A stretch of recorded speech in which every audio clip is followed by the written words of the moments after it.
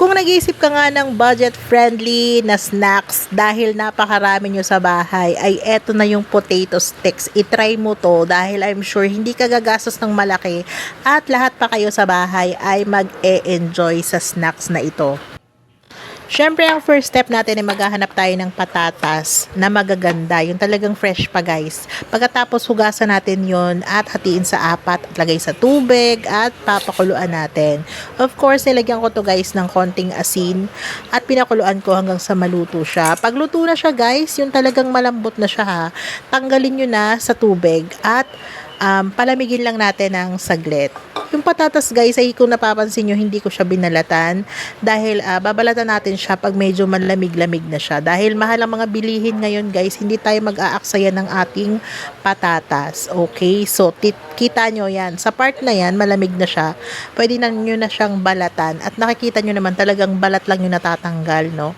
So ayan yung mga balat, walang sumamang patatas, hindi tayo pwede mag-aksaya. And next naman guys ay dudurugin na natin ang ating mga patatas. So sa part na yan guys ay gumamit kayo. Pwede namang gumamit ng teenager dyan guys. Pero meron ako ditong potato masher.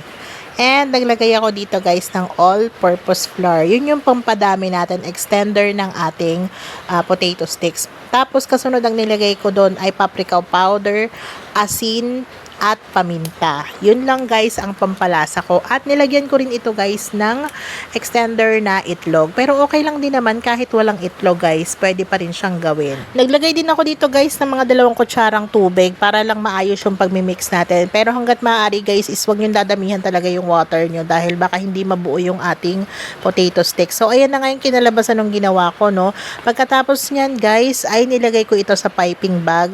Ayan yung gagamitin ko sa pagluluto at upang ma-form ko siya na sticks doon sa ating kawali. Sa iba naman na walang piping bag, no worries. Pwedeng-pwede kayong gumamit dito guys ng ordinaryong plastic lang. Basta make sure guys na kapag ipipress na natin siya ay hindi siya puputok yung plastic. Dapat makapal. Kung wala kayong piping bag, dapat meron kayong plastic na medyo makapal na pag ginanyan nyo siya ay hindi puputok kasi medyo ipipress natin siya eh.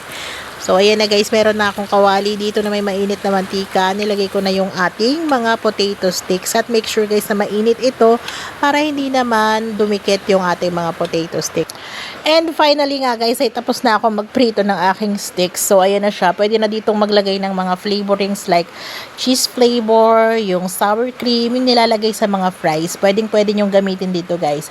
Pero ako, meron lang ako dito ng ketchup and then bumili ako ng isang maliit na sachet na cheese na pwede natin siyang itopping sa ating potato stick. So, ayan guys, i-enjoy ko na ang ating snacks. Thank you for watching at pwedeng nyo na itong gawin sa bahay.